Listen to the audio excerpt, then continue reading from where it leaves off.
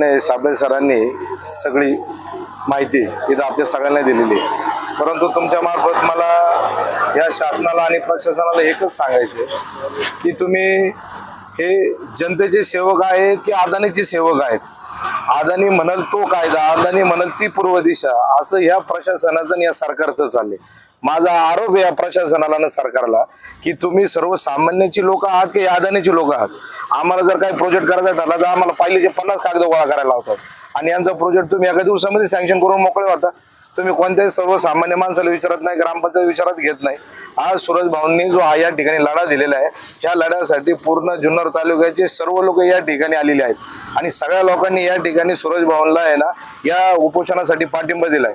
अशफाक भाई यांनी जर वेळेवरती हे जर नियोजन नाही ना केलं तर या पुढच्या सोमवारी, पहिला श्रावणी सोमवार आहे, सगळे अधिकारी वर्ग आणि नेते मंडळ या भीमाशंकरला दर्शनासाठी येणार आहेत।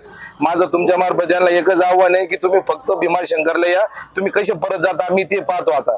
कारण की तुम्हाला आम्ही इथे आमची माणसं बसली, आमच्या माता भगिनी या ठिकाणी म्हटलं, हे तुम्हाला दिसत नाही की तुम्ही असं का करताय? तुम्ही अदानीकडे कामाला आहेत का? कारण की अदानीने जे जे सांगितलं ते तुम्ही 0 मिनिटांमध्ये करता आणि सर्वसामान्याला तुम्ही न्याय देत नाही। ही सगळ्यात मोठी चुकीची बाब आहे ना। आज सर्व समाज हा जागा झालेला आहे। आमचा आदिवासी समाजाबरोबर सगळा समाज या ठिकाणी बसलेला आहे।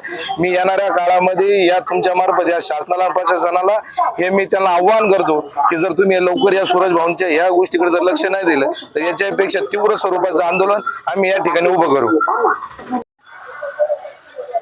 त्यामुळे आपल्या आदिवासी भागात अदानीचा एक प्रोजेक्ट होतो, त्याला आपल्या आदिवासी बांधव असतील वगैरे उपोषणामध्ये विरोध होतोय, काय सांगा, काय प्रतिक्रिया? खरं तर सूरज भाऊंनी जुन्नर तालुक्यासाठी अतिशय चांगलं पाऊल उचललेलं आहे की आपला जुन्नर तालुका हा सौंदर्याने भरलेला तालुका आहे आणि ह्या तालुक्यामध्ये आदिवासी पट्ट्यातलं निसर्ग सौंदर्य याला मला वाटतं म्हणजे अदानी आहेत यांच्या माध्यमातून तिथे एक वीज प्रकल्प होतोय असं आम्हाला ऐकीव आहोत आम्ही। आणि तो वीज प्रकल्प होत असताना कुठल्याही आदिवासी लोकांना किंवा जुन्नर तालुक्यातल्या लोकांना विश्वासात न घेता हा प्रकल्प होतोय आणि त्याची सुनावणी मला वाटतं 21 तारखेला आहे, जनहित सुनावणी। आणि ती सुनावणी होऊ नये म्हणून माझा मुलगा सूरज वाजगे हा खरं उपोषणाला बसलाय।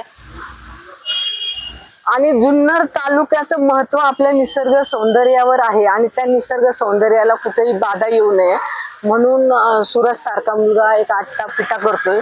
त्याला खरं तर आपल्या तालुक्याचे आमदार माननीय शरददादा सोनवणे यांनी आता फोनद्वारे सांगितले, सूरज मी तुझ्या बरोबर आहे, आपण सगळ्यांची बैठक लावून, मला वाटतं 14 तारखेला त्यांनी बैठक पण लावलेली आहे आणि त्याच्यातून आपण मार्ग काढू असं त्यांना आश्वासित केलेलं आहे।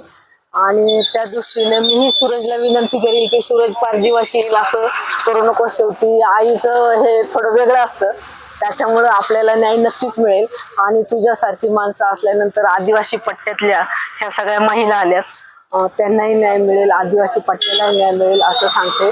आणि तुला माझ्या कुटुंबाचा डॉक्टर बाबासाहेब आंबेडकर सांस्कृतिक विकास मंडळाच्या वतीने, आमच्या राजमाता जिजाऊ महिला विकास मंच यांच्या वतीने जाहीर पाठिंबा जाहीर करते आणि थांबते। जय भीम, जय शिवराय, जय बिरसा मुंडा।